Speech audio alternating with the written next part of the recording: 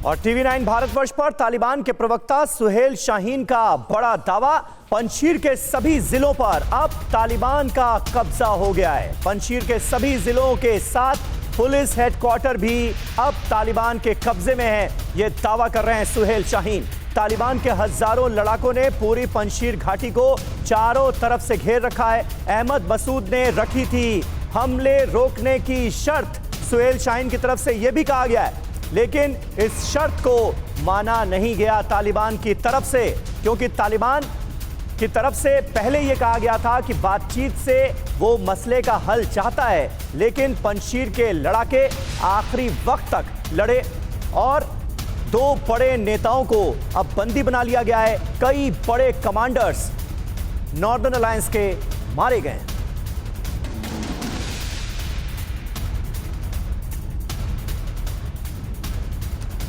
और इस वक्त हमारे डिफेंस करेस्पॉन्डेंट सुमित चौधरी हमारे साथ मौजूद हैं। सुमित, और क्या जानकारी और क्या अपडेट मिल रही है? जो अहम अपडेट्स इस वक्त पंजशीर घाटी से सामने आ रही हैं, वो ये साफ जाहिर कर रही हैं कि तालिबान का पलड़ा बहुत भारी हो गया है और नॉर्दर्न अलायंस के लड़ाकों ने अब एक तरह से हथियार डाल दिए। उनके पास रिसोर्सेज की बहुत ज्यादा कमी थी। आपने देखा कि पिछले 1 हफ्ते से उनके रसद या फिर उनके साजो सामान की जो चेन लाइन थी पूरी तरीके से काट दी गई थी, कम्युनिकेशन काट दिए गए थे, इलेक्ट्रिसिटी काट दी गई थी।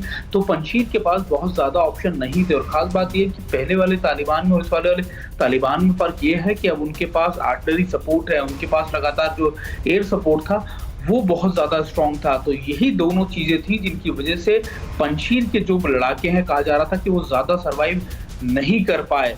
मोटे तौर पर यह है कि अब देखा जाए तो 34 या 33 के बाद अब 34 प्रोविंसेस जिसको हम पंजशीर कहते हैं वो भी अब तालिबान के पूरी तरीके से पाकिस्तान के एयरफोर्स का इन्वॉल्व होना गेम चेंजर साबित हुआ है।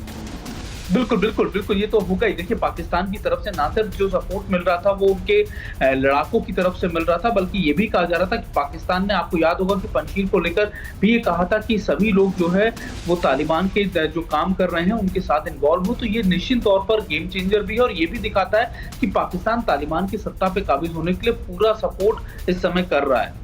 अमरुल्लाह साले और अहमद मसूद के बारे में क्या और अपडेट, क्या और जानकारी सुमित मिल रही है? यह पता चल रहा है कि दोनों को बंधक बना लिया गया है, युद्धबंदी बना लिया गया है।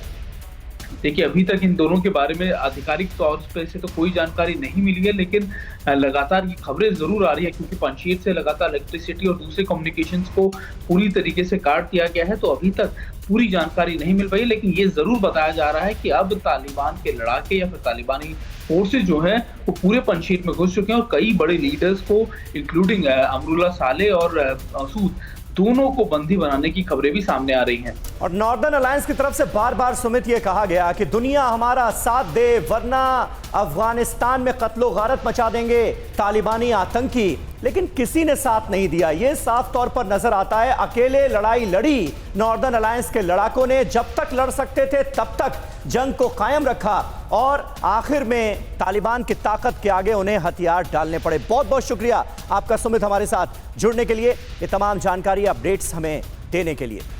अड़ी सोमवार से शुक्रवार शाम 6 बजे सिर्फ टीवी 9 भारतवर्ष पर।